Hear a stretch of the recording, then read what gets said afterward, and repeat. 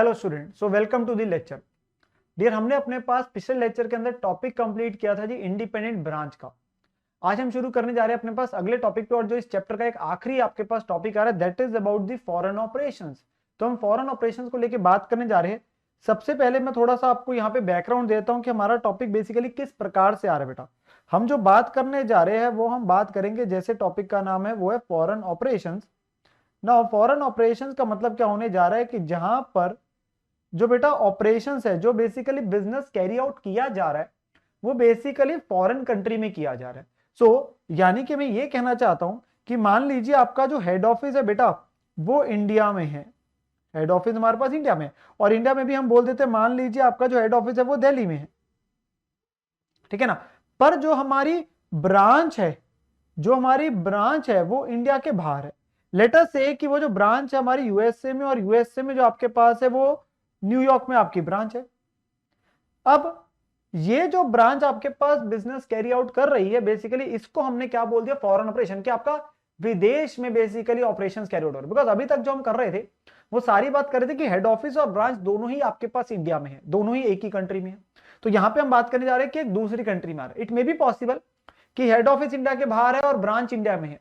बस बेसिकली मैं क्या कह रहा हूं कि हेड ऑफिस और जो ब्रांच है वो सेम कंट्री में नहीं है, तो आपके पास यार है। अब यहाँ पे जो मेन चीज आ जाती है वो ये आ जाती है कि बेटा जो दिल्ली में आपके पास बुक्स बेसिकली बन रही है, जो सारी ट्रांजेक्शन हो रही है हेड ऑफिस की, वो सारी किस में हो रही है बेटा, रुपीज में हो रही है।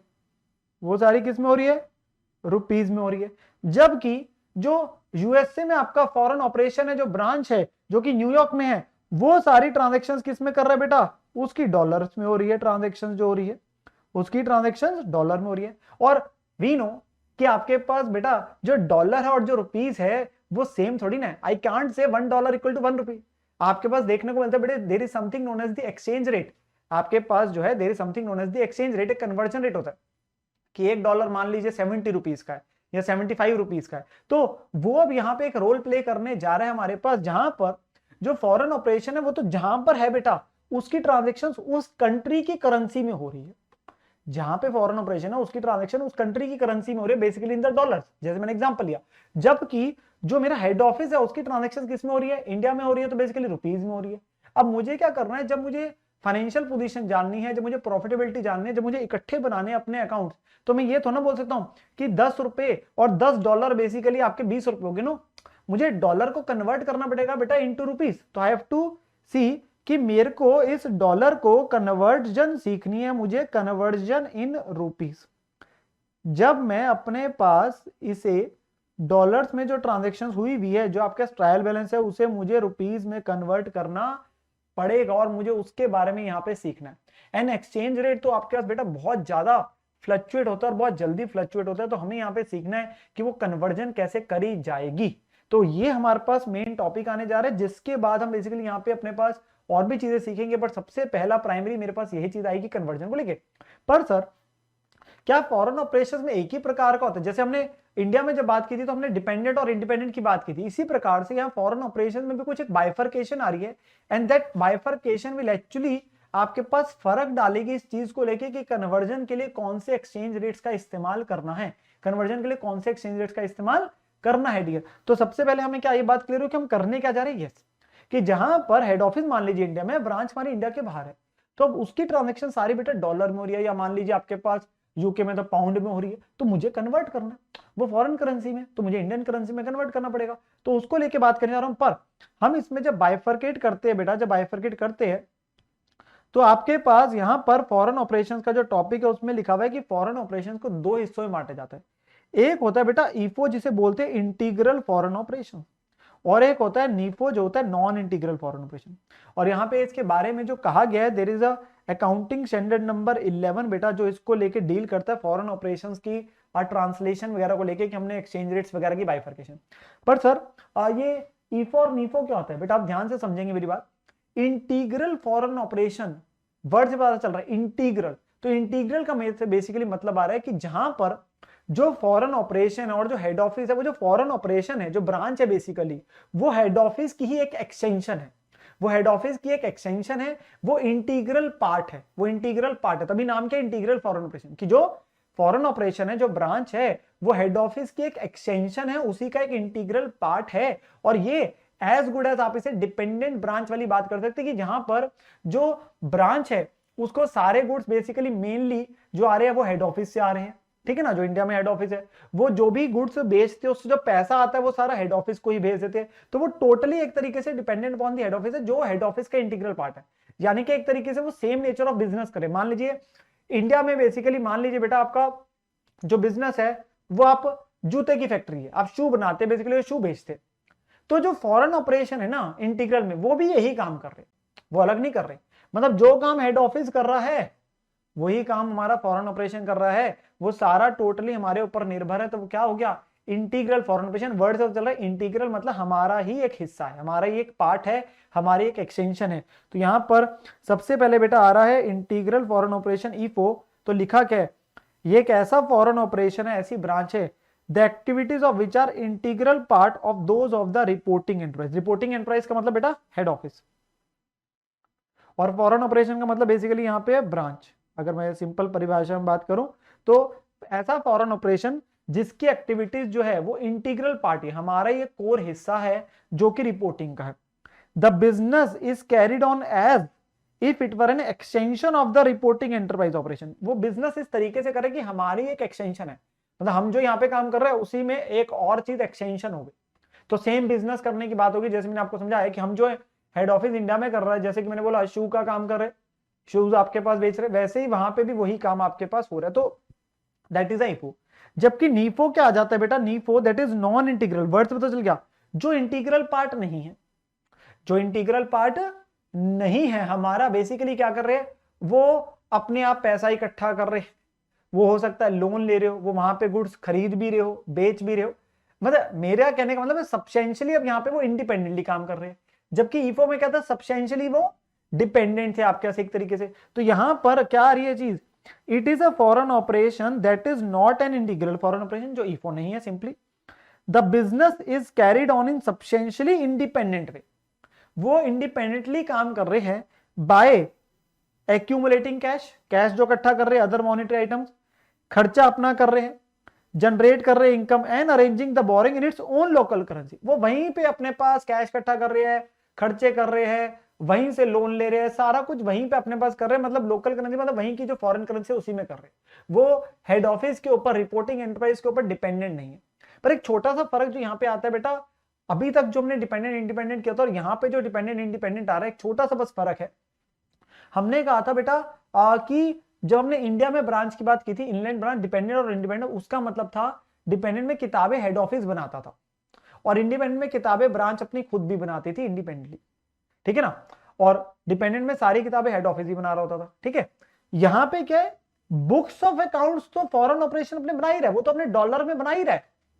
वर्किंग ऑपरेशंस के नजरिए से बात कर रहा हूं कि वो डिपेंडेंट है कि इंडिपेंडेंट। ऐसा नहीं है कि इंटीग्रल फॉरेन ऑपरेशन में किताबें हेड ऑफिस ही बना रहे हैं, नो, वो अपनी डॉलर में बना रहा है, वो अपनी डॉलर में बना रहा है। नॉन इंटीग्रल में भी अपनी डॉलर में बना रहा है, बट उसे दो हिस्से मान दिया कि वो बिजनेस करने के पर्पज से वो डिपेंडेंट है कि इंडिपेंडेंट, ठीक है ना। तो यहां पर इन बोथ द केसेस उसकी अपनी किताबें बन रही है इन डॉलर्स या in pound, basically in the foreign currency, वो अपनी फॉरेन करेंसी में बना रहे। बट जो मेन फर्क आ रहा है वो क्या रहा है, ईफो में क्या है, जो हमारा ही इंटीग्रल पार्ट है, हमारी एक्सटेंशन है, सेम बिजनेस। नीफो में वो अपना है, जैसे मैंने एग्जांपल बोला था कि ईफो में क्या है, शू का आपके पास बेचने का काम है, वो भी वहां यही करे। जबकि नीफो में क्या हो गया, मैं यहाँ पे शूज बेच रहा हूँ, मे बी वो वहां पे आपके पास जो डिपार्टमेंटल स्टोर चला रहे। सो मतलब entirely they are not dependent on the head office, वो अपना काम खुद कर रहे। हमने यहाँ से पैसे इन्वेस्ट करके रखे हैं बेसिकली वहां पे, और उस पैसे को वो अपने पास से, जैसे और भी अगर पैसे चाहिए तो लोन ले लेते, वहीं पे खर्चा कर रहे हैं, वहीं पे सारा एक तरीके से कुछ वो इंडिपेंडेंटली काम कर रहे हैं। जो मेन वर्ड है वो यहाँ पे एक तरीके से वो ये इंटीग्रल पार्ट है, हमारी एक्सटेंशन है, जबकि यहाँ पे वो इंडिपेंडेंटली काम कर रहे हैं, जो मेन कीवर्ड है। सो एक ये चीज आती है। एक छोटा सा यहाँ पर बेटा, before I move to the practical part, एक छोटा सा थ्योरी डिस्कशन करने जा रहा हूं, ठीक है ना। ये एग्जाम में क्वेश्चन वैसे बन के आ सकते हैं आपके पास कि भाई क्या इंडिकेटर्स होते हैं नॉन इंटीग्रल फॉरेन ऑपरेशन के, मतलब नीफो के। नीफो कौन सा था बेटा, जो इंडिपेंडेंटली काम कर रहा था, फिर हम आगे जाके और चर्चा करेंगे अभी प्रैक्टिकली। तो यहां पे हम कहते हैं control by the reporting enterprises, While the reporting enterprise may control the foreign operation, the activities of foreign operation are carried independently without much dependence. तो बेसिकली यहाँ पे क्या होता है, नॉन इंटीग्रल में लिखा ही यही है कि भाई इंडिपेंडेंटली काम करे। ये इंडिकेटर्स का मतलब क्या है, ये ऐसे एक पहचान चिन्ह है, ये ऐसे पॉइंट्स आ रहे इंडिकेटर जो बताता है कि अगर ये चीजें हो रही है तो इफेक्टिवली वो नीफो का केस है, वो नॉन इंटीग्रल है, ठीक है ना। फिर transactions with the reporting enterprise are not a high proportion of the foreign operation, मतलब हेड ऑफिस के साथ जो ट्रांजेक्शन है बहुत कम मात्रा में आपकी हो रही है, कम मात्रा में हो रही है। Activities of foreign operation are mainly finance by its operations और from local borrowing. In other word, it raises finances independent, no way dependent on reporting. वो वहीं से पैसा इकट्ठा करे, वहीं से गुड्स बेच के वहीं से पैसा आ रहा है, या पैसा और चाहिए तो वहीं से लोन उठा रहे, बहुत कम डिपेंडेंस है उनकी हेड ऑफिस पे, बेसिकली रिपोर्टिंग एंट्रीज पे। Foreign operation sales are mainly in currencies other than the reporting currency, जो बेचने की चीज आ रही है वो अपने पास वहीं की करेंसी बेच रहे। All expenses by foreign operation are primarily paid in local currency not in the reporting currency, सारे खर्चे उसमें पे कर रहे, सारा कुछ बेसिकली वहीं पे खुद कर रहे। Day to day cash flow of reporting enterprises independent of the foreign enterprise cash flows, वहीं पे पैसा आपका जनरेट हो रहा है, वहीं गुड्स बेच रहे, वहीं सारा खर्चे कर रहे, वहीं की करेंसी में हो रहे। Sale prices of foreign enterprise are not affected by the day to day change in the exchange rate of reporting currency of the foreign operation, वहां पे जो उन्होंने प्राइसेस रखे वो अपने हिसाब से रखे। It is not dependent on head office यहाँ पे किस रेट पे बेच रहा है, कैसे कर रहा है, वो अपने हिसाब से अपने प्रोडक्ट की प्राइसेस कर रहे हैं, बिकॉज वो अपना काम कर रहे हैं, इंडिपेंडेंट काम कर रहे हैं जिनका। एक्टिव सेल्स मार्केट है for the foreign operation product, उनका वहां पे जो वो प्रोडक्ट बेच रहे हैं उसके ऑब्वियसली वहां पे एक्टिव मार्केट है जिसमें वो डील कर रहे हैं। देयर आर सर्टेन इंडिकेटर्स है, यू कैन मतलब बेसिकली आप अपने पास जब गो थ्रू करें तो एनी 3-4 पॉइंट्स अपने पास याद रख सकते हैं for examination purpose, but just these are the basic indicators हमारे पास चीज के लिए। नाउ जो मेन चीज आती है, जो मेन चीज आती है वो आती है बेटा कन्वर्जन को लेके। कन्वर्जन का बेसिकली मतलब क्या है बेटा, जैसे मैंने कहा कि फॉरेन ऑपरेशन जो है वो तो मान लीजिए यूएस में है, तो वो डॉलर में उसकी ट्रांजेक्शन हो रही है। अब हमें उसको कन्वर्ट करना है रुपीज में, जब हमने आगे बढ़ना है तो हमारा सबसे पहला काम क्या होता है, जब भी हम क्वेश्चन करेंगे हमें कन्वर्जन सीखनी है। अब कन्वर्जन के लिए एक्सचेंज रेट बेटा तो चेंज होता रहता है, जो एक्सचेंज रेट का मतलब है $1 कितने रुपए के बराबर या £1 कितने रुपए के बराबर, वो तो चेंज होता रहता है। तो हमें यहाँ पर बेसिकली क्या सीखना है कि भाई कौन सी चीज के लिए कौन से रेट को कंसीडर करना है, कौन सी चीज के लिए कौन से रेट को कंसीडर करना है। जैसे मैं बेटा फिर से बोल रहा हूं, ब्रांच जो है वो अपने पास अपनी जो उसकी ट्रायल बैलेंस दिख रहा है वो अपना एक डॉलर में दिख रहा है, वो एक डॉलर में दिख रहा है, हमें कन्वर्जन करनी है। अब वो ईफो नीफो में फर्क पड़ता है, तो यहां पर before I make you start with the conversion, हम आइटम्स को बेटा अपनी बैलेंस शीट आइटम्स को बेसिकली दो हिस्सों में बांटते हैं। एक होती है बेटा मॉनिटरी आइटम्स, ये फॉर अंडरस्टैंडिंग पर्पस है, और एक होती है non monetary items. Monetary items क्या होती है, मैं एक बार के लिए और डेफिनेशन आपके लिख रहा हूं, फिर हमारी इस पे चर्चा होगी। दीज आर, ये अपने पास आप नोट कर सकते हैं, money held and assets oblique liabilities to be received or paid in fixed oblique determinable amount of money. Example, cash, bank basically,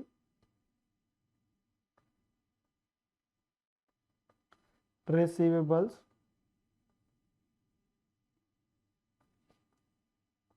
payables, etc. बेटा रिसीवेबल्स का मतलब बेसिकली हो गया, मान लीजिए आपके पास BR, डेटर्स। पेबल्स का मतलब हो गया BP, क्रेडिटर्स, लोन, ये सारी चीजें होगी। अभी मैं इसका रेलिवेंस बताता हूं आपको, so don't worry. Non monetary,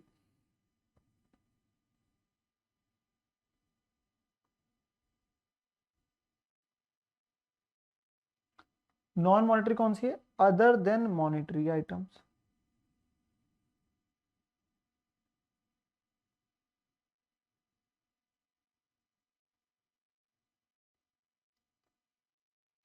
example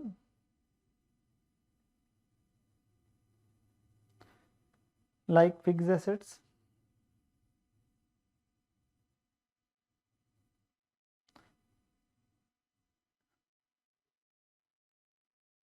inventories,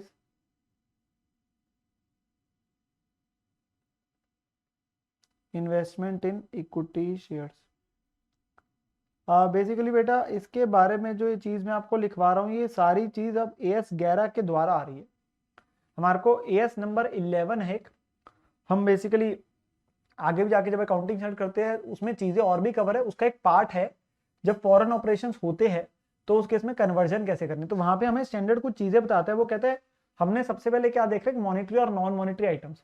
monetary items कौन सी है बेटा, ऐसी चीज़ें या तो जो पैसा ही पड़े नगद, या ऐसे एसेट लायबिलिटीज जो रिसीवेबल या बेसिकली पेड जिनको हमने करना है किस में, एक्सप्रेस कितने हैं आपके पास, फिक्स या determinable amount of money, sum of money में, मतलब जहां अमाउंट फिक्स है, लाइक जो पैसा ही पड़ा आपके पास, या BR आपके पास हो गए, डेटर आपके पास हो गए, इनका अमाउंट तो फिक्स है, मतलब फिक्स अमाउंट ऑफ मनी आपके पास है, या पेबल्स है, लोन लिया हुआ है कोई, बिल पेबल है, क्रेडिटर, तो अमाउंट इज फिक्स, तो वो चीज आ गई।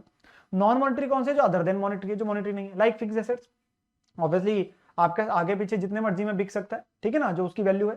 सेम तरीके से आपके पास क्या हो गया, जो इन्वेंट्री पड़ी है, तो these are the non monetary item. No इसका रेलिवेंस क्या है, इसका रेलिवेंस क्या आता है हमारे पास कि जब हम कन्वर्जन करते हैं, तो थोड़ा सा यहाँ पे एक फर्क दिया गया है ईफो और नीफो के केस में, मतलब इंटीग्रल फॉरेन ऑपरेशन और नॉन इंटीग्रल फॉरेन ऑपरेशन में थोड़ा सा फर्क है, जिस वजह से मैंने आपको पहले एक बार के लिए लिखवा दिया।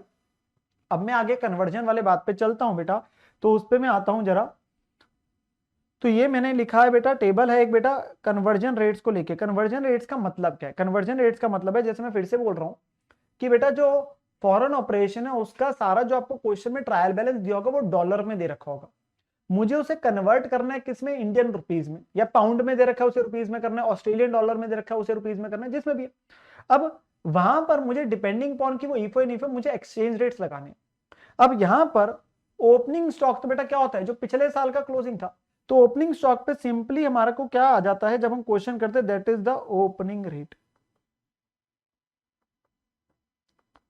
ये ओपनिंग रेट का मतलब क्या है sir, opening exchange rate. Opening exchange rate मतलब कि मेरा साल जो है मान लीजिए 1 अप्रैल 21 से लेके 31 मार्च 22 तक चला बेटा, तो आपके पास जो साल खत्म हो रहा है वो तो 31 मार्च 22 को हो रहा है ना, ये आपके पास है।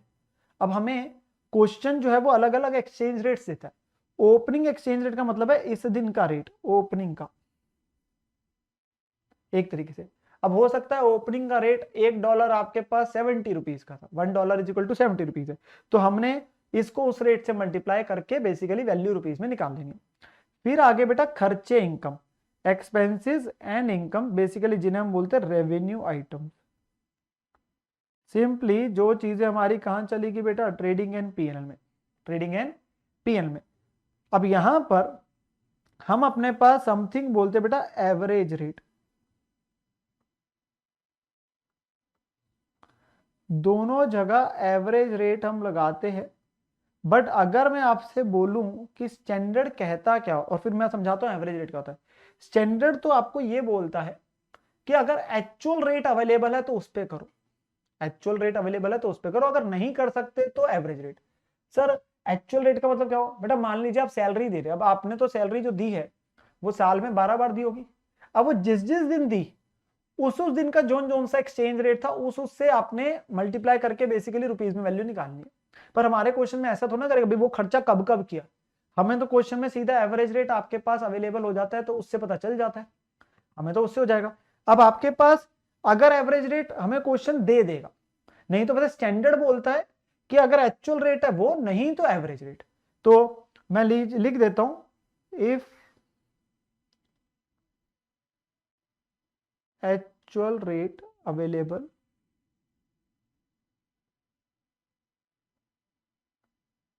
यूज दैट रेट, एल्स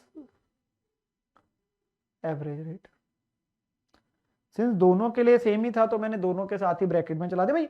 अगर एक्चुअल रेट पता है, एक्चुअल रेट का मतलब जिस दिन ट्रांजैक्शन हुई उस दिन का ट्रांजैक्शन का रेट पता है तो वो लगाना है, नहीं पता तो एवरेज रेट लगाइए। सर ये एवरेज रेट क्या होता है, थोड़ा सा और हमें जानकारी दीजिए। बेटा और जानकारी आपको दे देता हूं तो समझिए। यहां पर बेटा होता क्या है, जैसे मैंने आपको साल लिया 1 अप्रैल 21 से शुरू हो रहा है और खत्म हो रहा है 31 मार्च 22 को। अब देखिए एक होता है ओपनिंग रेट। ओपनिंग रेट का मतलब है जो 1 अप्रैल 21 का रेट था। मान लीजिए उस दिन था डॉलर का रेट $1.70 का, और एक है क्लोजिंग रेट। क्लोजिंग रेट हो गया बेटा 31 मार्च 22 का, और मान लीजिए इस दिन डॉलर का रेट है आपके पास 78, $1 इक्वल टू 78 रुपीज। अब यहां पर ना एवरेज रेट के दो इंस्टांसेस बनते हैं, और ये क्यों चाहिए, क्योंकि खर्चे इनकम्स को हमने यूज करना है, मल्टीप्लाई करके बेसिकली रुपीज में जब कन्वर्ट करना है। भाई 5,000 सैलरी दे रखे डॉलर में, 1,000 प्रिंटिंग स्टेशनरी का खर्चा दे रखा है, टेलीफोन का, वो तो डॉलर में, उसे रुपीज में लाने के लिए मल्टीप्लाई करना पड़ेगा ना। तो एवरेज रेट में हमारे दो केस बन गए, या तो गिवन होगा। अब गिवन में क्या हो सकता है बेटा, गिवन में वो बता देगा कि $1 इक्वल टू ₹73। भाई क्वेश्चन नहीं बता दिया कि भाई आपने 73 लेना है, आपने 73 लेना है। और इफ नॉट गिवन, अगर नहीं दिया तो बेटा जब नहीं दिया ना तो आप कैसे निकालते कोई चीज की एवरेज। सर एवरेज तो हम निकालते हैं opening plus closing divided by 2, एक सिंपल एवरेज यही होती है। तो वो निकल गया, ओपनिंग पता है 70, क्लोजिंग पता है 78 डिवाइडेड बाय 2, तो वो कितना हो जाएगा 74 हो जाएगा। ये तब है अगर क्वेश्चन नहीं दे रहा एवरेज। देखिए अगर क्वेश्चन ने दे दिया एवरेज में भी 73 में भी 77, जो मर्जी दे रहा है वो, फिर तो वही लोगे। नहीं दे रहा तो सिंपली हो जाता है opening plus closing divide by 2। So average rate given है, यूज दैट। नहीं गिवन तो simply opening plus closing divide by 2। तो वो चीज आपके पास आ जाती है जो मेरा आपको बताना यहाँ पे जरूरी था चीज। तो हमने यहाँ पे बात करी कि एक ओपनिंग रेट होता है, क्लोजिंग का यूज आएगा, एवरेज रेट की बात करो। और एवरेज रेट किस लिए आ रहा है, जो खर्चे इनकम्स के लिए आपके पास है। तो एवरेज रेट में आपके पास अगर मैं सिंपली बोलूं, if given use that else average rate is equal to opening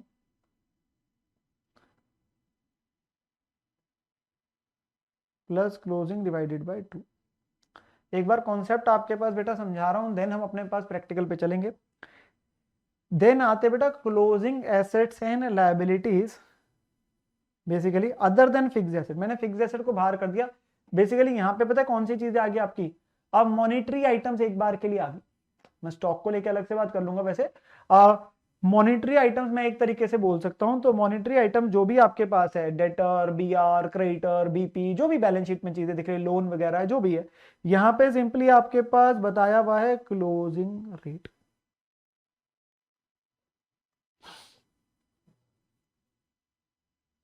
closing rate, जो क्लोजिंग रेट है, क्लोजिंग रेट का मतलब जो 31 मार्च 22 का रेट है, जैसे मैंने एग्जांपल में लिया था बेटा 78, ओपनिंग 70 लिया, क्लोजिंग 78, तो वो क्लोजिंग रेट लगाना।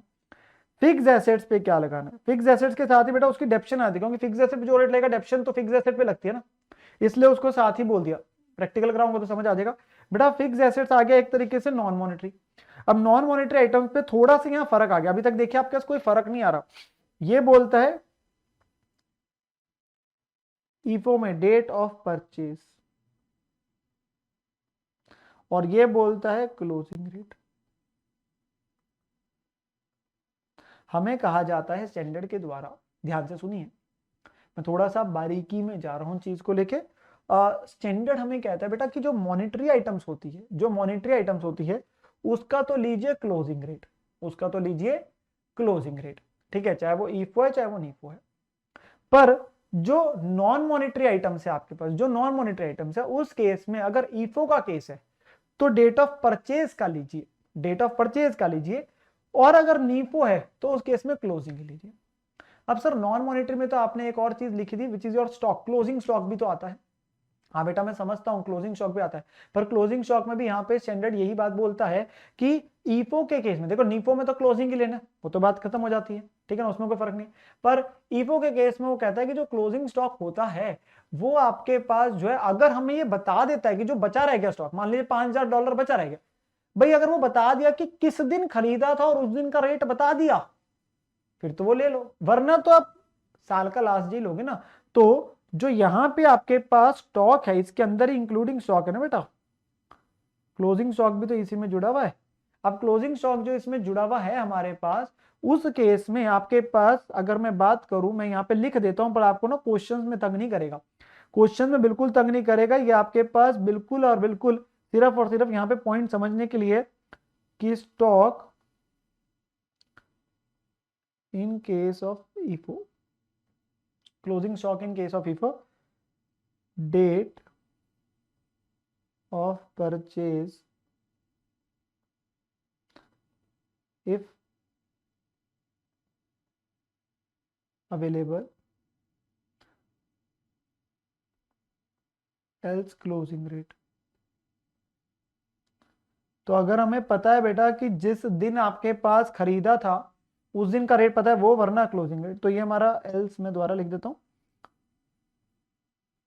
Else closing rate. तो हमारे क्वेश्चन में कभी बताएगा ही नहीं कि भाई जो क्लोजिंग स्टॉक है वो कब खरीदा। तो मैंने क्या बोला आपको कि हमारा जो स्टैंडर्ड है वो करता क्या है, वो स्टैंडर्ड हमें क्या बताता है कि देखिए मैंने यहाँ पे बेटा इसे दो हिस्सों में बांटा था, मॉनिटरी और नॉन मॉनिटरी। अब हमें स्टैंडर्ड कहता है कि ईफो और नीफो में आपने यहां पे दोनों में क्लोजिंग रेट लेना है, तो इसमें तो कोई दिक्कत की बात नहीं, भाई साल के अंत का जो रेट है वो तो पता ही है। पर नॉन मॉनिटरी में फर्क है, नॉन मॉनिटरी में ईफो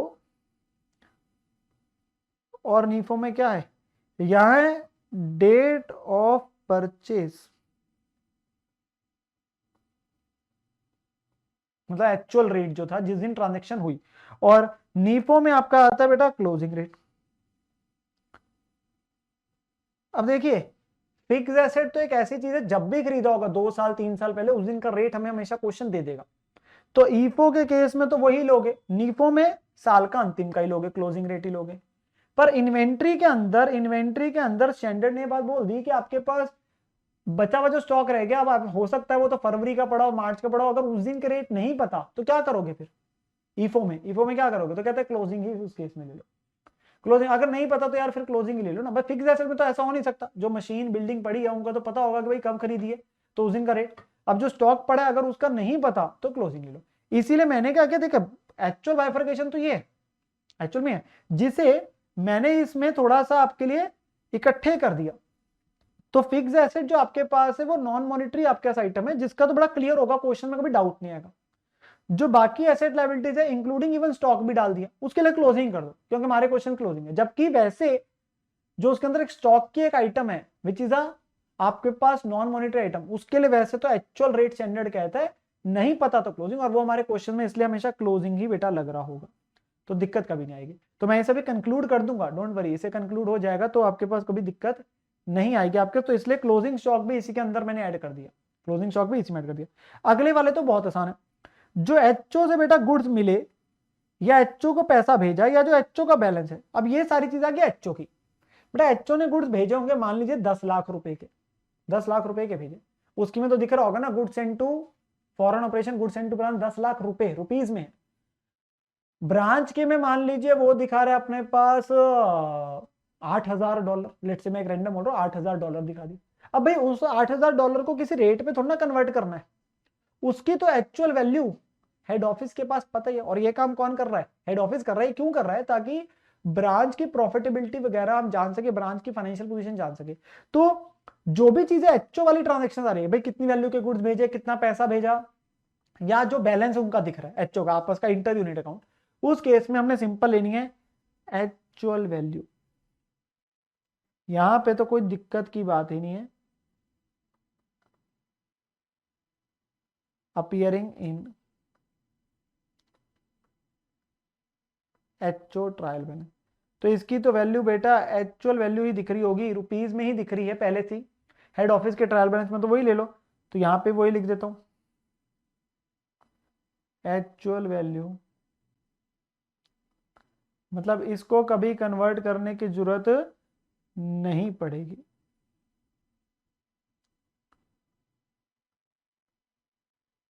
बेटा चीजें मैंने थोड़ी सी आप लोगों को बता ज्यादा दी, पर उसे मैं जब कंक्लूड करूंगा तो आपके लिए बहुत सिंपल होने वाला है, बहुत सिंपल। ठीक है, और एक लास्ट चीज आगे बेटा, difference in trial balance exchange difference. Sir ये क्या चीज है? बेटा बात समझिए, ब्रांच का जो फॉरेन ऑपरेशन है उसका एक ट्रायल बैलेंस क्वेश्चन में दिया, वो तो टैलीड है, डेबिट इक्वल टू क्रेडिट है। अब आप उसकी कुछ आइटम्स को मल्टीप्लाई करोगे एवरेज रेट से, कुछ आइटम्स को मल्टीप्लाई करोगे मान लीजिए रुपीज में निकालने के लिए ओपनिंग रेट से, जो ओपनिंग स्टॉक है, कुछ को क्लोजिंग रेट से।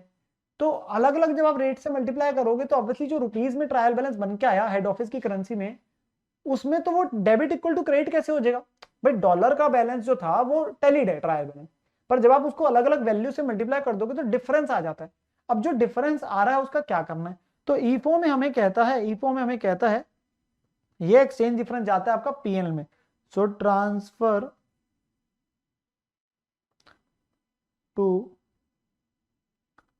पीएनएल अकाउंट, तो ये आपका चला जाता है बेटा, जो भी एक्सचेंज डिफरेंस आता है पीएनएल अकाउंट में। जबकि यहां पे बेटा ये इकट्ठा होता है, एक रिजर्व है फॉरेन करेंसी ट्रांसलेशन रिजर्व में। तो ये हमें कहा जाता है कि एक रिजर्व में एक्यूमुलेट कर दो, इसे पीएनएल मत भेजो, और इसे वैसे रखा जाता है जब तक जो हमने इन्वेस्टमेंट करी हुई थी नीफो में, जो पैसा लगाया हुआ है, जब तक उसको डिस्पोज ऑफ नहीं करते, मतलब जब तक आपकी वो चल रहा है फॉरेन ऑपरेशन, तब तक के लिए एक तरीके से ये हमारा एक रिजर्व में रखा जाता है, फॉरेन करेंसी ट्रांसलेशन रिजर्व। तो हमें, अगर मैं सच में बोलूं, जो हमें चीजें याद रखने वाली है ना बेटा, वो दो ही चीजों में फर्क है। वैसे देखिए फर्क थोड़े छोटे छोटे से और भी है, बट वो यूज में नहीं आ पाते, द रीजन मीन क्वेश्चन की इंफॉर्मेशन की वजह से। तो ईफो में सिंपली, अभी मैं इसके बाद जस्ट क्वेश्चन कराऊंगा तो it will become easy for you. बेटा ओपनिंग स्टॉक दे रखा होगा, उसे ओपनिंग रेट क्वेश्चन दिया होगा, उससे यूज कर लेना। खर्चे इनकम्स किस पे करने बेटा? एवरेज रेट पे।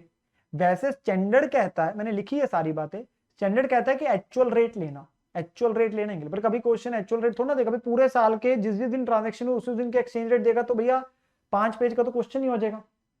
सारे 365 दिन के एक्सचेंज रेट थोड़ा देगा हमारे को।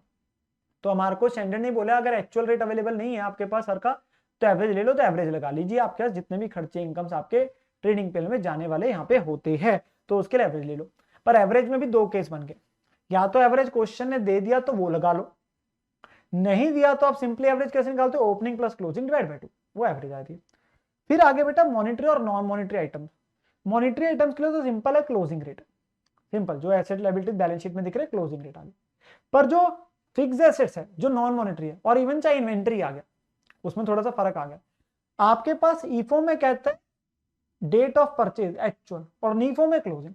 पर जो इन्वेंट्री थी उसके लिए, क्योंकि जिस दिन खरीदो उस दिन का पता नहीं होता, तो उस पर भी क्लोजिंग लग जाता है, इसलिए इन्वेंट्री आपका इसी में ऐड हो गया।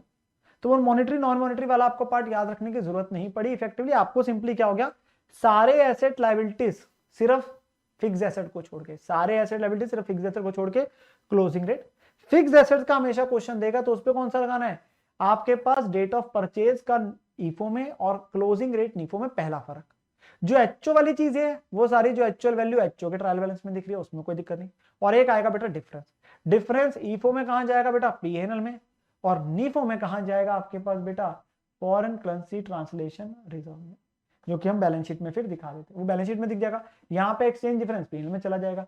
तो ये एक चीज के लिए हमारे पास समरी हो गई, एक हमारे लिए चीज हो गई, जिसके बेस पे अब हम बात करेंगे आगे, क्वेश्चंस को करने चलेंगे। अब हम इसको लेके क्वेश्चन करने चलेंगे। तो फॉरेन ऑपरेशन के अंदर में किस किस में पढ़ा? ईफो नीफो उसके अंदर पढ़ा, और ये हमने अपने पास चीजों को सीखा। अब हम बढ़ते चलते अपने पास क्वेश्चन पे, ठीक है ना। सो स्टार्टिंग विद बेटा जो आपके पास यहाँ पे आ रहा है टॉपिक 5 फॉरेन ब्रांच का, उसके अंदर क्वेश्चन नंबर हम 34 पे चल रहे हैं, इससे पहले तक हमारे हो चुके हैं। So question starting with very easy question है बेटा, एबीसी लिमिटेड का हेड ऑफिस है दिल्ली में इंडिया में, और ब्रांच है न्यूयॉर्क यूएसए में। न्यूयॉर्क ब्रांच जो वैसे है वो इंटीग्रल फॉरेन ऑपरेशन है एबीसी लिमिटेड का, तो बता दिया ईफो का केस है, ईफो का केस है। न्यूयॉर्क ब्रांच फर्निश कर रहा है आपको ट्रायल बैलेंस 31 मार्च 21 का एंड एडिशनल इन्फॉर्मेशन भी, तो ईयर एंड की इन्फॉर्मेशन दे दिया। डेबिट और क्रेडिट वैल्यूज किसमें बेटा, इन डॉलर्स, डॉलर्स में है। ओपनिंग स्टॉक दे दिया है, तो परचेज सेल दे दी, ऑब्वियसली डेबिट वाली परचेज है, क्रेडिट वाली सेल है। डेटर क्रेडिटर दे दिया, बिल्स ऑफ एक्सचेंज मतलब बीआरबीपी हो गया।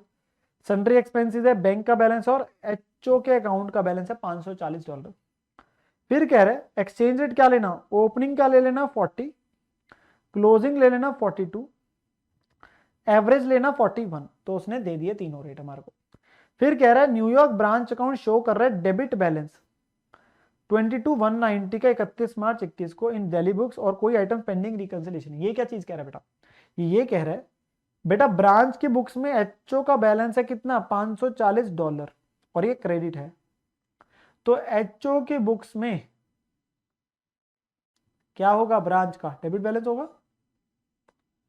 अगर बेटा ब्रांच की बुक्स में एचओ का क्रेडिट है तो एचओ की बुक्स में ब्रांच का डेबिट होगा, और वो बैलेंस कितना है वो बता रहा है 22,190 जो मैंने कहा था बेटा कि हमेशा एक्चुअल बता देगा भाई, इसको किसी रेट पे थोड़ा ना मल्टीप्लाई, ये तो एक्चुअल ही आपको बता दे भाई एचओ की बुक्स में कितना एक्चुअल बैलेंस दिख रहा है बेसिकली ब्रांच का, तो वो बता ही दिया 22। तो हमने 540 को तो सीधा रिप्लेस कर देना 22,190 से, और वो ऑब्वियसली हमारी में क्रेडिट है तो बेटा एचओ की में तो डेबिट ही होगा ना। और इसमें कोई रिकंसिलेशन बाकी नहीं, मतलब ये सारी एंट्रीज डल चुकी है, कोई रिकंसिलेशन बाकी नहीं। कह रहा है हमें बना दीजिए ट्रायल बैलेंस न्यूयॉर्क ब्रांच का in rupees in the books of ABC limited. तो बेसिकली जो हेड ऑफिस अपना आगे शुरू करेगा, जो भी उन्होंने इकट्ठे करना है चीजों को, तो उससे पहले उसने क्या बोला कि आप एचओ की बुक्स में हमें ट्रायल बैलेंस कन्वर्जन जो सबसे पहली चीज मांगता है क्वेश्चन के अंदर, वही मांगी यहाँ पे, और कुछ नहीं है।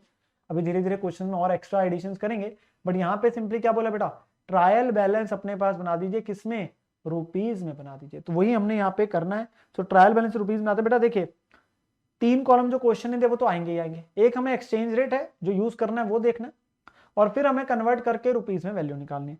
तो इसके लिए हम अपने पास चलते हैं। तो क्वेश्चन नंबर 34 बेटा,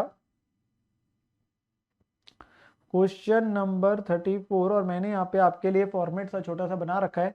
देखिए 3 कॉलम जो पहले वाले वो क्वेश्चन के हो जाते हैं एज इट इज, पर्टिकुलर्स में आइटम्स आ गई, डेबिट और क्रेडिट की वैल्यूज आ गई इन डॉलर।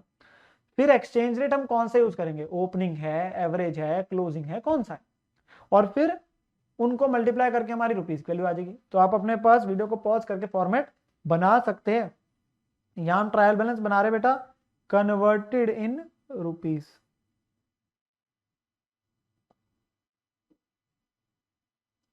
तो हम रुपीज में कन्वर्ट करके अपने पास ट्रायल बैलेंस को बना रहे हैं यहाँ पे, तो वो चीज आपके पास बन रही है जी।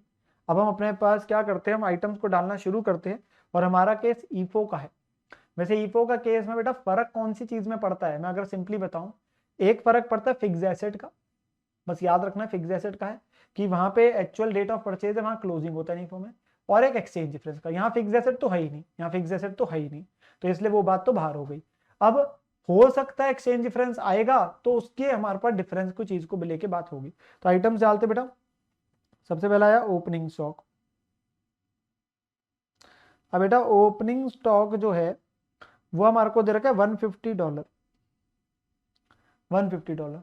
इस पे कौन सा रेट लगेगा बेटा, ओपनिंग रेट लगेगा, बिल्कुल सही। तो ओपनिंग रेट कितना बेटा 40, तो $150 मतलब, और $1 40 का, तो रुपीज में कितना होगा 150 इंटू 40 6,000 रुपीज। बेटा डेबिट है तो डेबिट में ही डाले, क्रेडिट आइटम है तो क्रेडिट में डालेगा, बस सिंपल सी बात है, यहाँ पे यही करना है। फिर है बेटा परचेज सेल। अब परचेज और सेल आपके पास बेटा होगी जो एक्सपेंस इनकम वाली चीज है, तो 400 एंड 750। इन पे कौन सा लगेगा बेटा, एवरेज रेट लगेगा, ट्रेडिंग पीएनएल की चीजों पे एवरेज रेट। ये कितना है बेटा 41, तो 41 हमने रेट लगाना है, तो 400 इंटू 41 16,400, और 750 इंटू 41 30,750। फिर आपके पास अगला आता है debtor and creditor.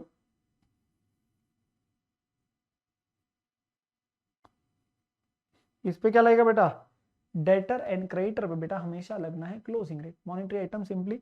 So 200 and 150,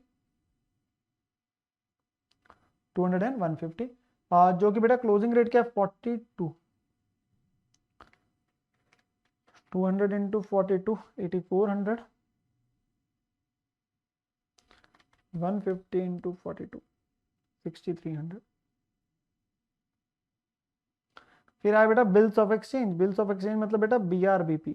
again आपके पास बैलेंस शीट आइटम, तो इन पे कौन सा लगेगा, क्लोजिंग रेट लगेगा। कितना कितना 60 एंड 120, और रेट लगा 42। 60 इंटू 42 2520, 120 इंटू 42। बेटा अगर रेट्स धीरे धीरे याद हो जाएंगे अपने पास, जैसे ही 2-3 क्वेश्चन कर लेंगे, तो वो वाले पार्ट में हम कभी गलती नहीं करेंगे फिर, ठीक है ना। देन आपके पास आ गया सन्ड्री एक्सपेंसेस।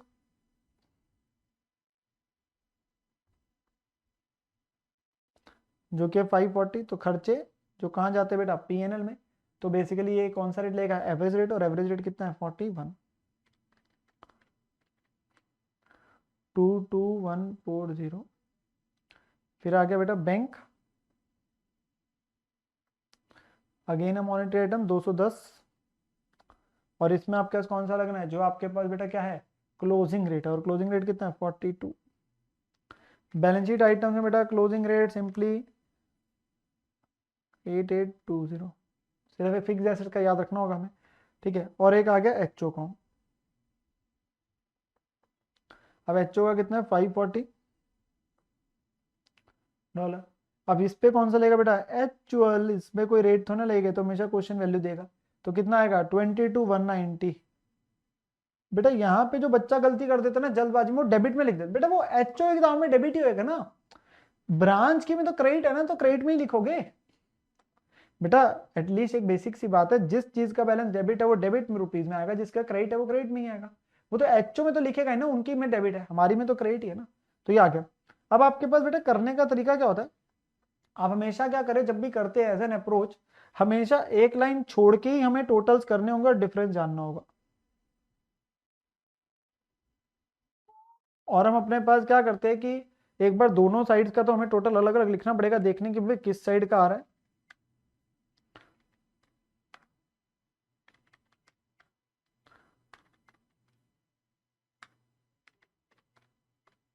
तो डेबिट का वैसे बन रहा है, यहाँ लिख रहा हूँ आपकी इजीनेस के लिए। डेबिट का बन रहा है 64280, और क्रेडिट का देख लेते ताकि डिफरेंस पता चल सके।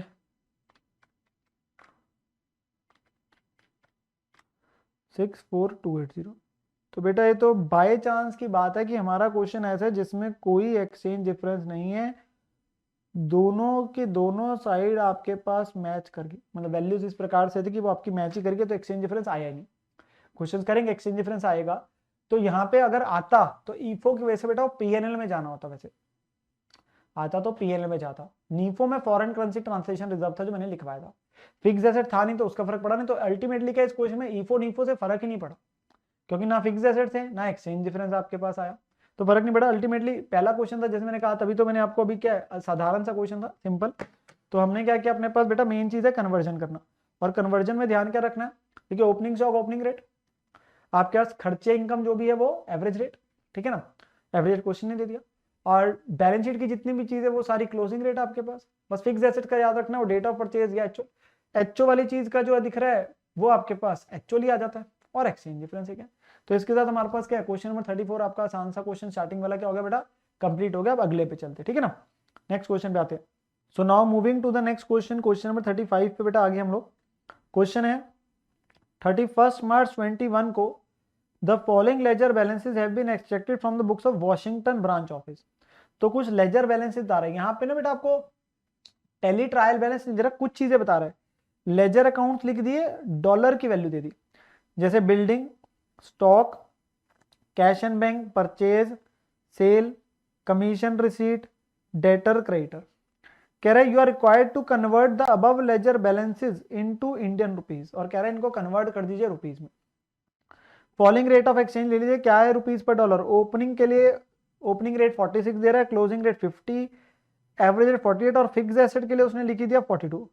तो फिक्स एसेट के लिए दे दिया 42, तो एज गुड एज आपका वो इफो वाली बात होगी एक तरीके से। तो जैसे बिल्डिंग वगैरह यहाँ दे रखे तो उस पर फिक्स एसेट के लिए आपका 42 लग जाएगा। तो अब मैं यहाँ पे क्या कोई सर एक्सचेंज डिफरेंस निकलेगा, नहीं, क्योंकि आप खुद देखिए बेटा यहाँ पे ना आपको डेबिट क्रेडिट करके नहीं दे रहा, मतलब यहाँ पे तो बहुत चीजें ऐसी है जो मिसिंग भी है। It's actually 2 to 3 mark question only, जहां सिर्फ इन्हीं चीजों को कन्वर्ट करना है रुपीज में। डेबिट क्रेडिट करके नहीं आ रहा है, टैली ट्रायल बैलेंस नहीं है डॉलर में, ऑब्वियसली उसमें डिफरेंस होगा, तो हम कोई डिफरेंस नहीं निकालने वाले। हम अपने पास सिंपली और सिंपली क्या करेंगे, हमने सिर्फ इन आइटम्स को रेलिवेंट रेट से मल्टीप्लाई कर देना, इन आइटम्स को रेलिवेंट रेट से मल्टीप्लाई कर देना। तो 2 कॉलम तो यही हो गए, एक एक्सचेंज रेट और एक हमने अपने पास रुपीज का निकाल लेना। तो क्वेश्चन पे चलते बेटा। सो क्वेश्चन नंबर आपके पास क्या है, हमारे पास 35। तो ट्रायल बैलेंस मैंने बेसिकली आप अपने पास जो है मैंने लिखा है, बट इसको हम अपने पास क्या बोल सकता हूँ, अगर for easy base conversion in rupees, क्योंकि हमारे पास कोई पूरा ट्रायल बैलेंस नहीं है बेटा, पूरा ट्रायल बैलेंस नहीं है। यहाँ पे सिर्फ कुछ आइटम्स को आपकी नॉलेज टेस्ट हो रही है यहाँ पे कि भाई इन आइटम्स को किस रेट पे, तो अमाउंट डॉलर में दे रखा है, हमें अमाउंट रुपीज में बताना है।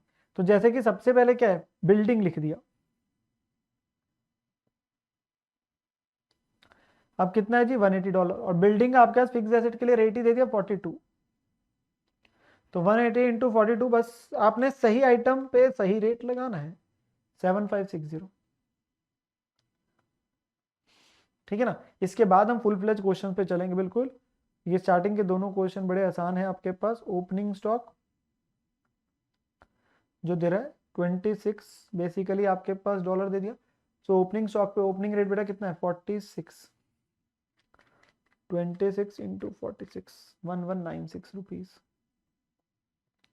देन कैश एंड बैंक पे बेटा बैलेंस शीट आइटम, तो इस पे क्लोजिंग रेट 57 लिखा है, तो क्लोजिंग रेट कितना है 50,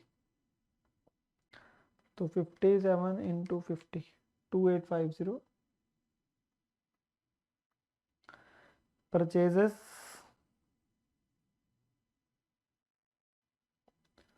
96, कौन सा लगेगा बेटा, एवरेज लगेगा बेटा 48, 4608। सेल्स अगेन एवरेज लगेगा कितना है 110, 48, 5280। देन क्या, कमीशन रिसीट्स अगेन इनकम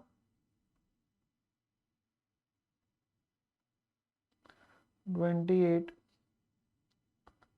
क्या लगेगा 48 बेटा रेट 1344। देन है डेटर और क्रेडिटर 46, तो डेटर पे कौन सा लगेगा बेटा क्लोजिंग रेट, और क्लोजिंग रेट कितना है 50, तो 46 इंटू 50, 2300।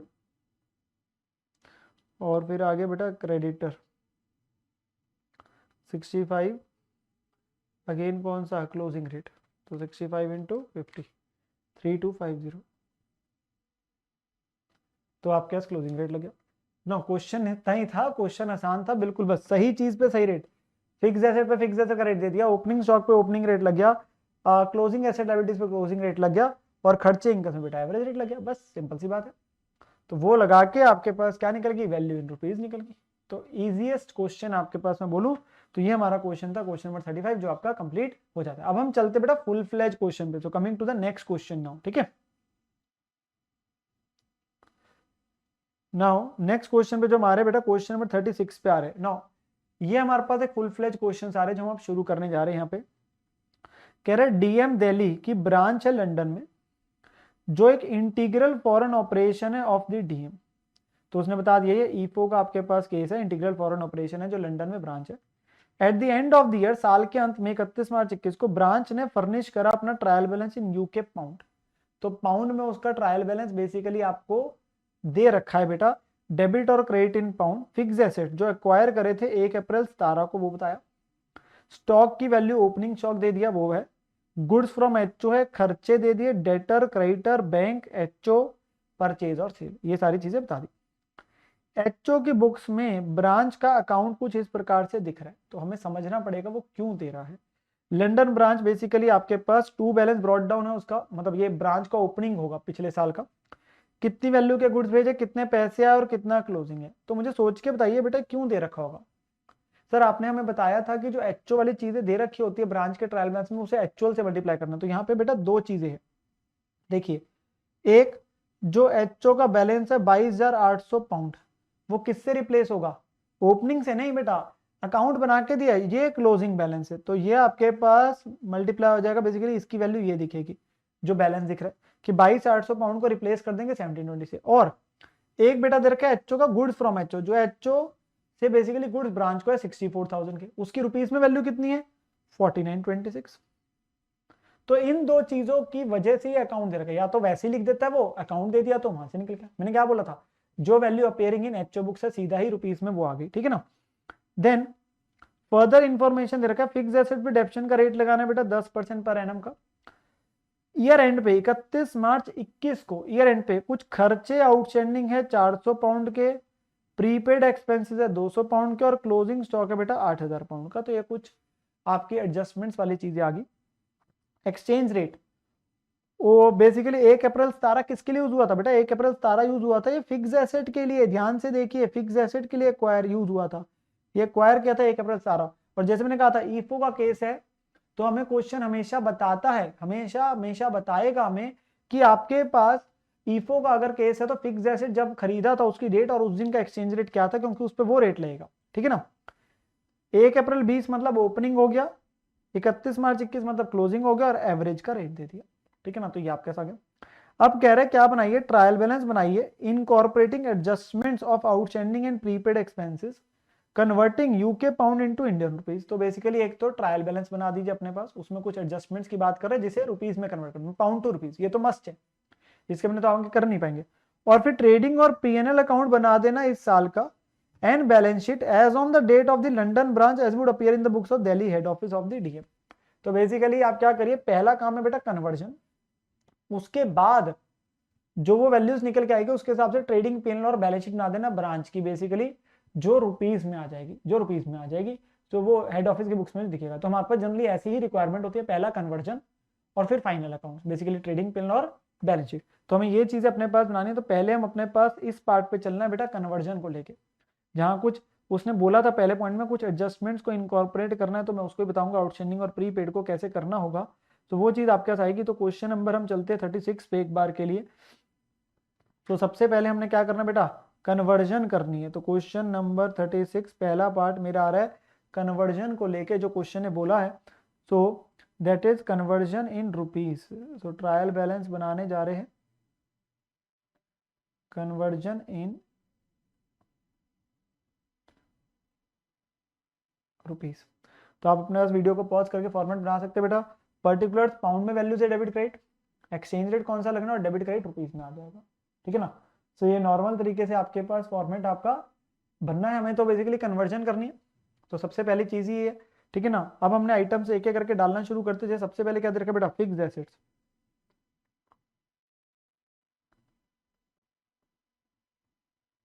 अब फिक्स्ड एसेट कितने? 24,000 पाउंड। अब 24,000 पाउंड, इसके लिए कौन सा रेट लेगा बेटा? ईफो का केस है, ध्यान से देखिए, ईफो का अगर केस है तो इस पे आपको डेट ऑफ परचेज का रेट दे रखा होगा, तो वो दिया हुआ है कितना है बेटा? 70, तो वो 70 से मल्टीप्लाई हो जाएगा। सो 24,000 इंटू 70 विच इज 16,80,000 जी, ठीक है ना।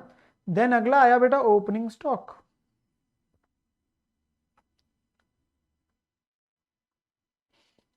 कितना है जी? 11,200 इन पाउंड। इसके लिए ओपनिंग रेट कितना दिया बेटा? 1 अप्रैल 20 का 76। सो 11,200 इंटू 76, 851,200। बेटा बहुत ही आसान सा कॉन्सेप्ट है जो हम यहाँ पे अब कर रहे हैं फॉरेन ऑपरेशन का, मैं बता दूं आपको, ठीक है।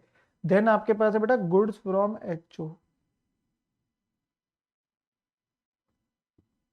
कितना बेटा? 64,000 पाउंड।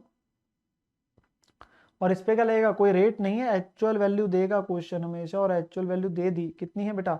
49,26,000 रुपीज, जो अकाउंट से दिख गई थी हमें, जो मैंने बताई थी आपको, ठीक है ना। देन है बेटा एक्सपेंसेस।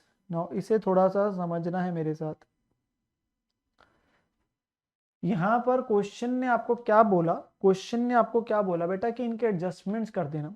अभी जो एक्सपेंसेस दे रखे हैं 4800 पाउंड, ये एक तरीके से आपके पास वो है बेटा जो पे करे हुए, क्योंकि आउटस्टैंडिंग और प्रीपेड भी है। तो मेरे साथ जरा समझिए चीज को। बेटा हो क्या रहा है हमारे पास, ध्यान से समझिए, ट्रायल बैलेंस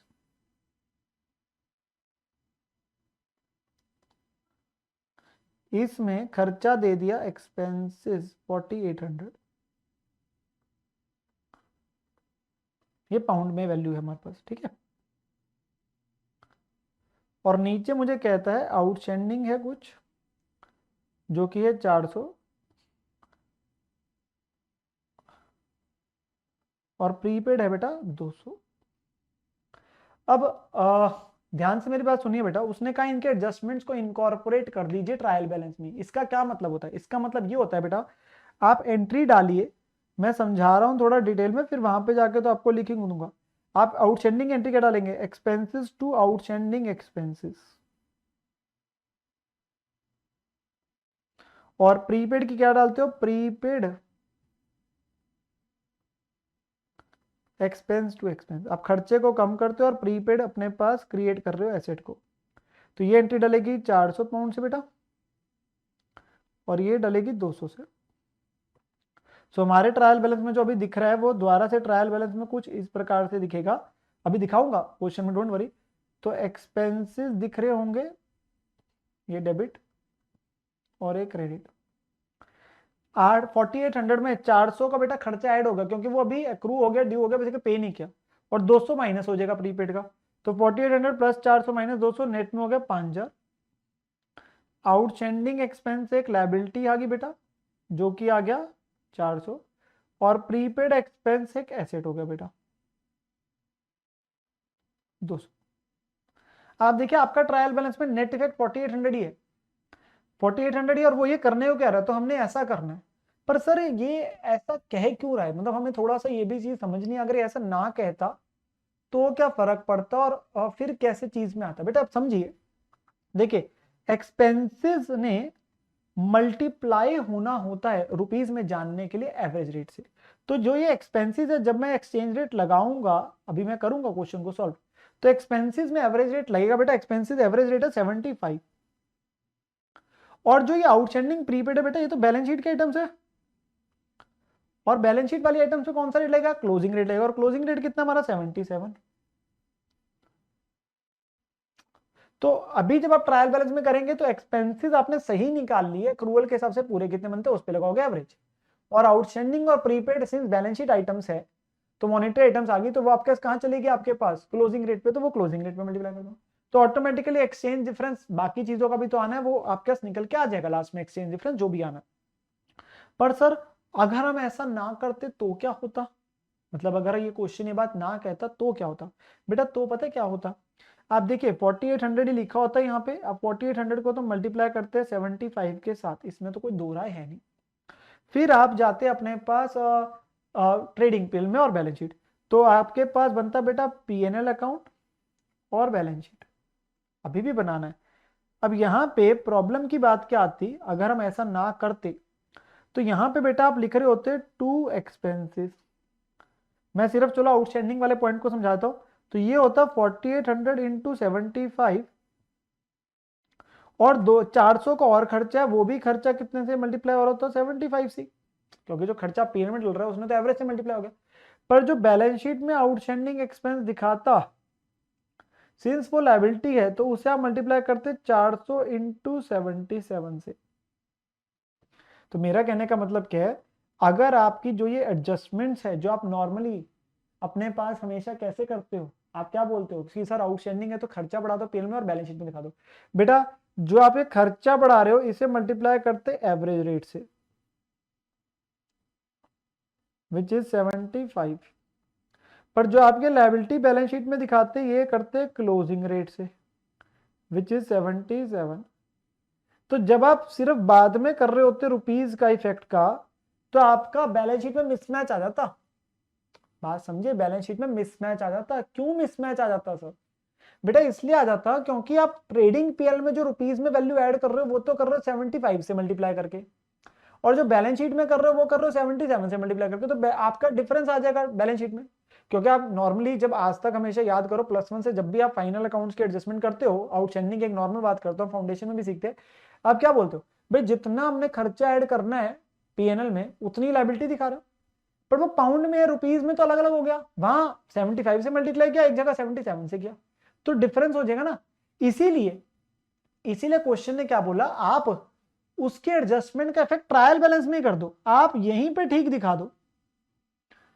अब इसमें क्या होगा, देखिए आपने इसे मल्टीप्लाई करा 75 से, यहां 77 से करा, अब यहां पे तो पहले से डिफरेंस आने और भी चीजों का, भाई आप फिक्स एसेट को उसके रेट से कर रहे हो, ओपनिंग स्टॉक को, तो बाकी सारों का तो आना है, तो वो भी तो एक ही बार निकल के आ जाएगा।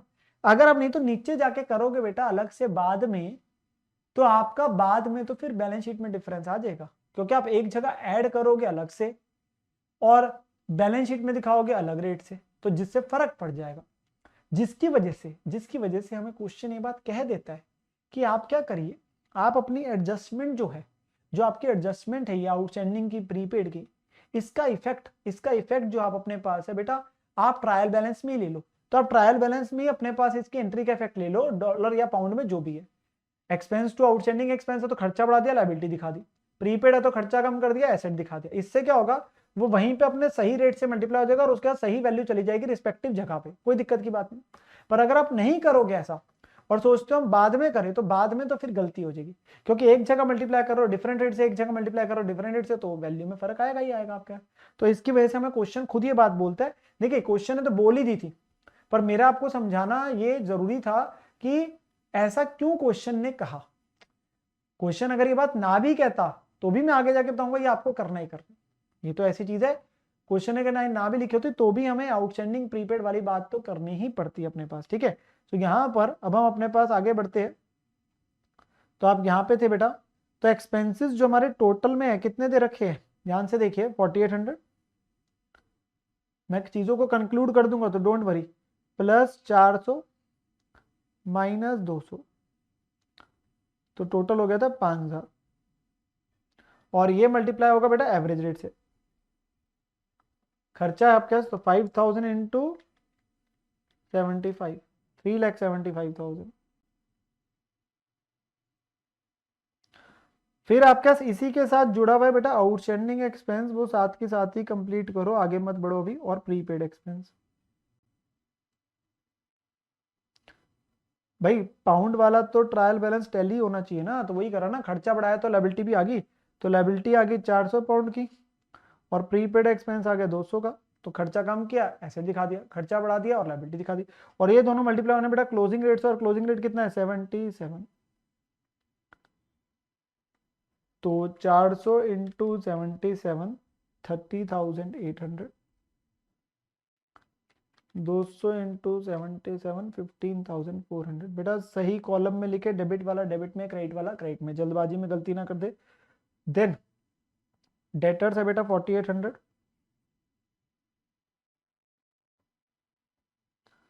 ऑब्वियसली क्लोजिंग रेट आएगा आपके पास, बैलेंस शीट आइटम 4800 इंटू 77, 369,600, ठीक है जी। देन है creditors 3200,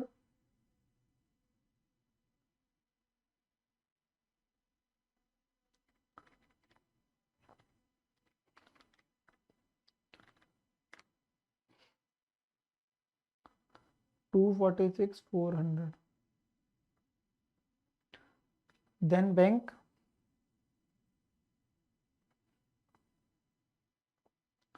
1200, again 77, closing rate 92,400, then head office account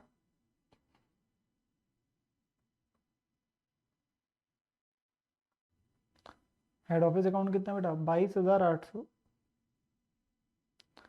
credit actual लेंगे जो कि कितना है 1720, एचओ उसमें ब्रांच का बेटा डेबिट आ रहा था, क्योंकि बाय बैलेंस शीट में तो अगले साल ओपनिंग में क्या आ रहा था आपके पास, डेबिट आता ना, तो वो ब्रांच की भी तो एचओ का क्रेडिट है ना 1720। देन है परचेजेस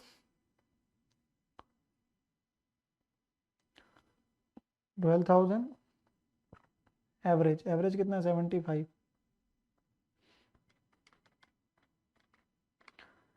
9 लाख। और फिर आगे sales, last item 96,000 into 75, 72 lakh. तो ये हमारे पास बेटा सारी चीज़ें डल गई अब। यस बिल्कुल डल गई। जिसमें मैंने कहा था बेटा एक लाइन छोड़कर अपने पास जो है टोटल्स करने की बात करना, ताकि एक्सचेंज डिफरेंस वगैरह आना होगा वो भी तो लिखा जाएगा अभी।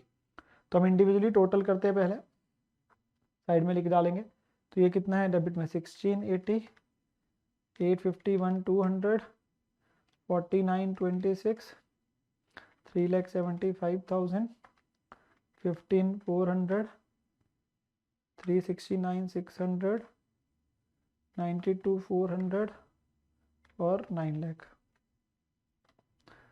92 मैं यहाँ लिख देता हूँ बेटा अलग से। डेबिट का जो आ रहा है एक बार के लिए वो आ रहा है 9209,600, 9209,600। क्रेडिट का देख लेते हैं, 72 लाख प्लस 1720, 246 400 और 30,800। तो ये बना 91 97 200। तो डेबिट साइड हायर होगी, तो वही लिख दिया मैंने। और ये माइनस करा इसमें से, तो 12,400 बेटा क्रेडिट में आपके पास आ गया। ये इस तरफ आपके पास आ रहा है जो डिफरेंस है, एक्सचेंज डिफरेंस हम इसे लिख देते हैं exchange difference.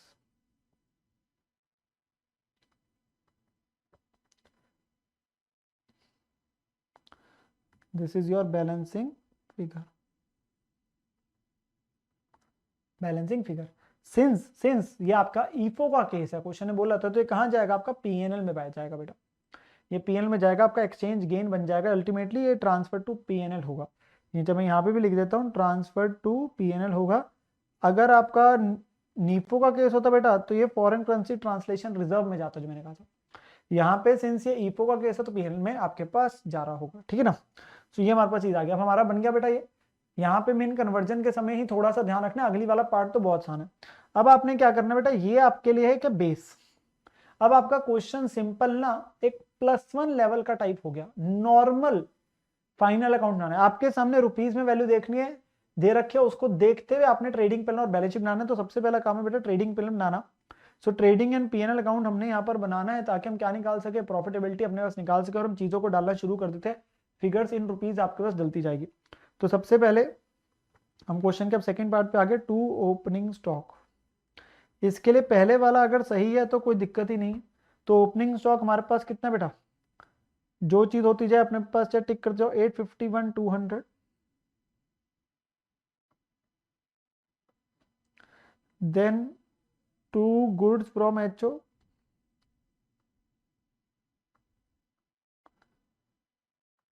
Goods from HO बेटा 4926,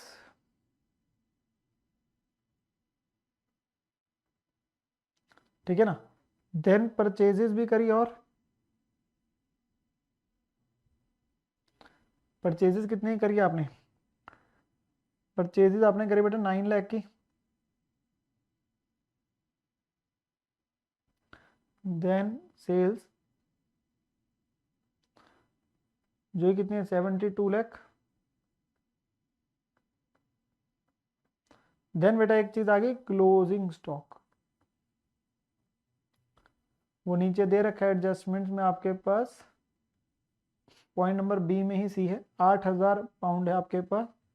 और क्लोजिंग स्टॉक ने किससे मल्टीप्लाई होना बेटा, क्लोजिंग रेट से। क्लोजिंग स्टॉक ने क्लोजिंग रेट वो बैलेंस शीट में भी दिखेगा, into 77।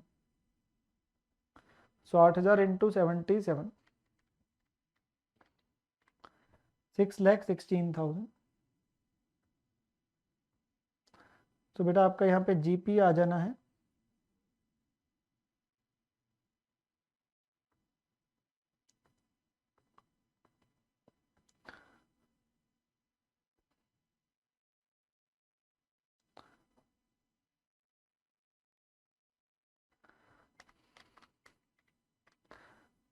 7816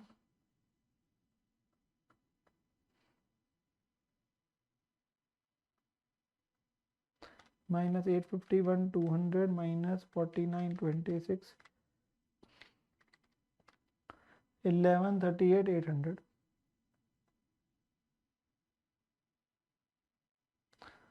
So by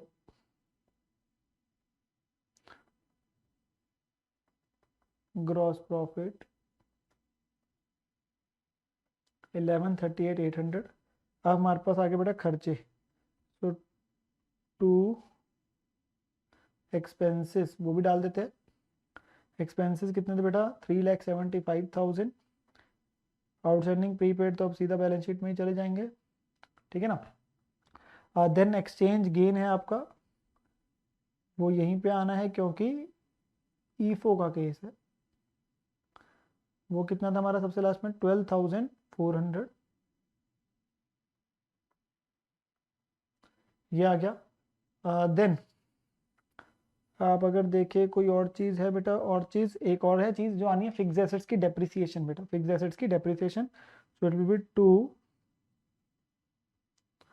depreciation on fix assets. So fix assets हमारे वैल्यू कितनी बेटा, बेटा सर फिक्स एसेट्स की वैल्यू 1680, तो 16,80,000 का कितने परसेंट है बेटा 10% रेट जो दिया है, तो 1,68,000 आ गया बेटा। अगर आप या ध्यान से देखोगे तो जो मैंने कॉन्सेप्ट में जब रेट्स लिखाए गए तो वहाँ फिक्स और डेप्शन का दोनों का बोला था कि एक तरीके से आपका सेम ही है बेसिकली। ईफो है तो डेट ऑफ परचेज, नीफो है तो क्लोजिंग। तो यहाँ पे क्योंकि मैं इसलिए कह रहा हूँ, आप अगर बेटा अपने पास दूसरा तरीका क्या है, आप अगर फिक्स एसेट बोलते हो कि सर नहीं 24,000 है हमारा तो पाउंड में, तो ठीक है 24,000 पे पहले 10% लगा लो तो 2400 बन गया। और उस पे कितना रेट लगना है, जो फिक्स एसेट का लगा था, फिक्स एसेट का कितना था आपका 70 था, तो आप पहले रुपीज में मल्टीप्लाई करके सीधा रेट लगा दो ना, जो आसान है। नहीं तो आप पहले पाउंड में निकाली डेप्शन और फिर उसे उसी रेट पे मल्टीप्लाई करना है, ऑब्वियस सी बात है जिस रेट पे फिक्स एसेट को किया, क्योंकि फिक्स एसेट तो जिस रेट पे मल्टीप्लाई हो रहा है डिपेंडिंग ऑन कौन सा, उसी के हिसाब से डेप्शन चल रही है ना, वो तो उसी को कम करते चल रहे हो ना 10-10% या जो भी डेप्शन का रेट है, तो इसलिए वो डायरेक्टली आया था। इसलिए फिक्स एसेट के ऊपर जो रेट लग रहा है वही डेप्शन पे इफेक्टिवली लग रहा है, इफेक्टिवली वही लग रहा है। तो आपका फाइनली क्या आ गया निकल के बेटा, नेट प्रॉफिट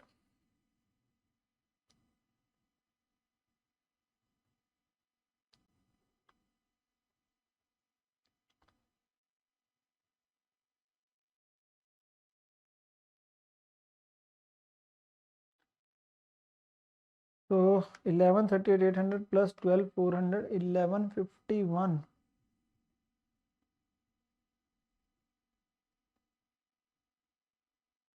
200 माइनस 3,75,000 माइनस 1,68,000 608,200 आपके पास आ गया बेटा नेट प्रॉफिट, जो हमारा यहाँ पे निकल के आया है। So 608,200 will be our net profit जी। तो ये हमारे पास निकल गया नेट प्रॉफिट जी, ठीक है ना। यहाँ तक हमारे पास बात क्लियर होगी। सो ट्रेडिंग बना लिया, जीपी आ गया आपका, पीएनएल बना के एमपी आ गया। Now comes to our the last part of the question, जो कि क्या बेटा बैलेंस शीट बनानी हमने। सो बैलेंस शीट आपकी जो ब्रांच की बन रही है इन द रुपीज, वो हमने अपने पास करना है। तो आइटम्स एक एक करके डालना शुरू करते हैं। जैसे आप अपने पास फॉर्मेट बना सकते हैं, यूजुअल नॉर्मल है, फिक्स एसेट्स। अब फिक्स एसेट्स की वैल्यू बेटा कितनी आएगी, और सर देखिए उसकी जो वैल्यू दे रखी थी वो कितनी थी बेटा 1680 थी। 1680 में से 168 की तो क्या लगी, डेप्रिसिएशन लगी ना 10%, तो माइनस होके बाकी वैल्यू आ जाएगी 15,12,000। देन और क्या चीज़ है बेटा, देखते हैं यहाँ पे ताकि कोई मिस ना हो जाए। आउटस्टैंडिंग एक्सपेंस और प्रीपेड। सो आउटस्टैंडिंग एक्सपेंस है 30,800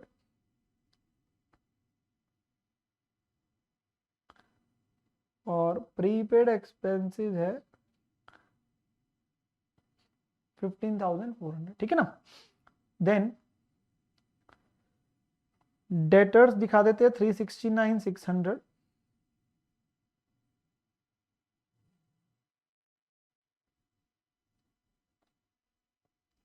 और क्रेडिटर्स भी दिखा देते हैं। वो कितने बेटा 246,400, ये भी आ गया। देन बैंक है 92,400 बेटा, तो बैंक भी लिख दिया, ये भी आ गया। उसके बाद एचओ अकाउंट भी दिखाना है हमने, तो एचओ का दिखा देते हैं, एचओ अकाउंट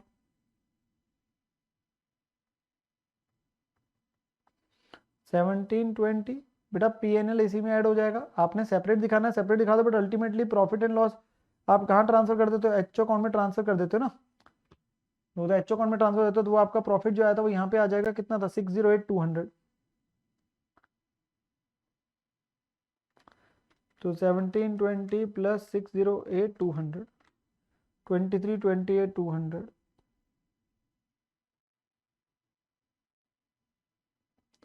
वहां कोई चीज नहीं बची, बट एक और चीज है बेटा, स्टॉक जो हमने दिखाया था ट्रेडिंग अकाउंट में, तो उसके दो इफेक्ट आ जाएंगे, 6,16,000।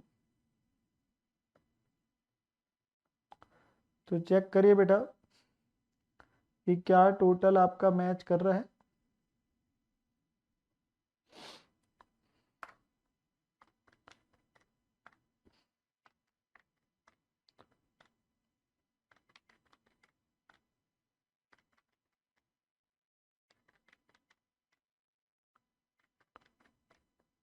हाँ जी, so total is getting match, और टोटल बन रहा है आपका बेटा 26,05,400, 26,05,400। ये हमारे पास बेटा आ रहा है टोटल हमारी बैलेंस शीट का। सो जैसे मैंने कहा एक फुल फ्लेज क्वेश्चन यहाँ पे मैंने आपको कराया। धीरे धीरे देखिए छोटी छोटी बारीक चीजों को और समझते चलेंगे, बट एक कॉन्सेप्ट को समझना जरूरी है। फॉरेन ऑपरेशन डॉलर पाउंड में दे रखा बेटा ट्रायल बैलेंस, उसे रुपीज में कन्वर्ट करना है। डिपेंड कर रहा है ईफो है कि नीफो है, क्योंकि देखिए ओपनिंग स्टॉक ने ओपनिंग रेट से होना है, क्लोजिंग एसेट लायबिलिटीज ने क्लोजिंग से होना है, खर्चे इनकम ने एवरेज से होना है। जो एचओ वाली वैल्यूज है वो एक्चुअल वैल्यू से आ जाएगी, जो एचओ की वैल्यूज थी वो एक्चुअल। फर्क है फिक्स एसेट्स, ईफो में डेट ऑफ परचेज, नीफो में क्लोजिंग रेट।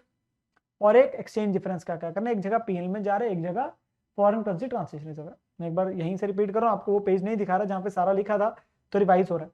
फिर साथ के साथ जब आपने कन्वर्जन करनी है बेटा, तो वहां पर एक ध्यान रखना है कि जो आउटस्टैंडिंग प्रीपेड एक्सपेंस वाली एडजस्टमेंट आती है, जैसे मैंने आपको समझाया था, तो अगर ऐसी कोई एडजस्टमेंट है आउटस्टैंडिंग प्रीपेड वाली, तो उसका इफेक्ट बेटा यहीं पे हमेशा हो जाना है, क्योंकि खर्चे ने तो मल्टीप्लाई होना था एवरेज रेट से, जबकि एसेट लायबिलिटी ने मल्टीप्लाई होना है क्लोजिंग रेट से।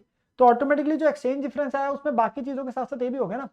अगर आप इसे यहाँ पे ना करते तो आप सिर्फ 4800 इंटू 75 करके डाल रहे होते, फिर बाद में क्या करते, आउटस्टैंडिंग एक्सपेंस का 400 इंटू 75, क्योंकि पीएनएल में जाना है तो एवरेज होगा, पर लायबिलिटी साइड में जाते 400 इंटू 77, तो बैलेंस शीट में मिसमैच आया था, जो मैंने आपको समझाया था। ठीक है ना, तो इस वजह से इसको हमेशा यहीं पे इफेक्ट फॉर करना है। जो फिक्स एसेट के ऊपर डेप्रिसिएशन है बेटा, वो तो आपके पास सेम रेट ही होना जो है, इसलिए मैंने आपको वही बता दिया कि आपके पास जो आपके पास डेट ऑफ डेप्रिसिएशन का आ गया, क्लोजिंग स्टॉक ने मल्टीप्लाई क्लोजिंग रेट से हो गया, वो ट्रेडिंग में भी चला गया और बैलेंस शीट में भी आ गया, तो एज इट इज वो भी हो गया आपके पास। तो ये हमने अपने पास एक क्वेश्चन किया। मेन चीज है कन्वर्जन, अगर कन्वर्जन ठीक है तो आगे वाला पार्ट तो बहुत जल्दी होता है, ट्रेडिंग पेन और बैलेंस शीट जी, ठीक है ना। एक छोटी सी चीज जो बेटा और है हमारे लिए ध्यान रखने वाली, वो ये है, क्वेश्चन ने देखिए बेटा बोला था बड़ा क्लियरली कि इंटीग्रल फॉरेन ऑपरेशन का केस है, पर मैं आपके साथ एक छोटी सी बात करता हूं, अगर क्वेश्चन साइलेंट होता,